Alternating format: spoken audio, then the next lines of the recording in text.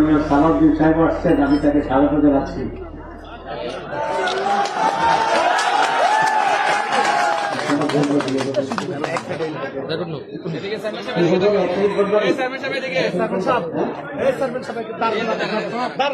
আচ্ছা, সালাউদ্দিন সাহেব আপনাকে কিছু সালাম দিবে।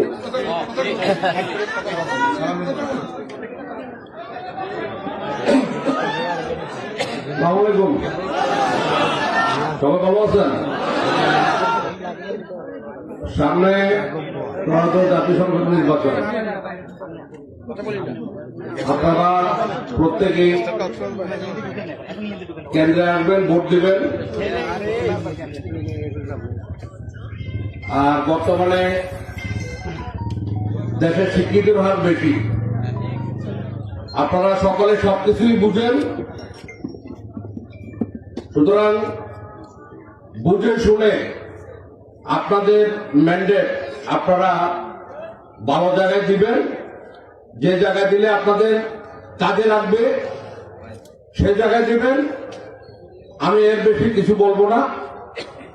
আমাদের চৌদ্দগ্রামের সাবেক এমপি, বর্তমান বাংলাদেশ জামাত ইসলামের নায়েবে আমির, আপনারা দেখতেছেন টিভিতে, খবরে শুনতেছেন, উনি বর্তমানে মিটিং করেন প্রধান উপদেষ্টার সাথে, উপদেষ্টা পরিষদের সাথে। সুতরাং আপনারা সবাই নিজেরাই বুঝেন, বুঝে শুনে আপনাদের ম্যান্ডেট দেবেন, আপনাদের রায় দেবেন। আর তাই মনে অসুস্থ, আপনারা সকলে দোয়া করবেন উনি যেন সুস্থ হন এবং আমাদের চৌদ্দগ্রামবাসীর সেবা করতে পারেন। এই আশাবাদ ব্যক্ত রেখে সকলের দীর্ঘায়ু কামনা করে, তায়ের ভাইয়ের সুস্বাস্থ্য কামনা করে আমি আমার সংক্ষিপ্ত আলোচনা এখানে শেষ করছি। আসসালামু আলাইকুম।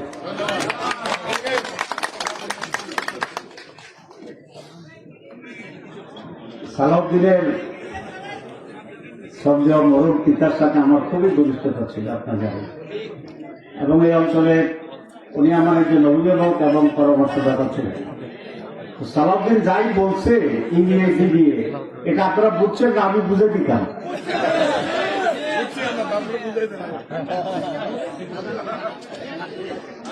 কি পালা মার্কায় ভোট দিতে বলছে নি? বলছে না, বলে নাই। না, ও বলছে তাহের বাইরে ভোট দিতে বলছে। এটা আপনারা বুঝলেন না। আচ্ছা, আলহামদুলিল্লাহ। তাহলে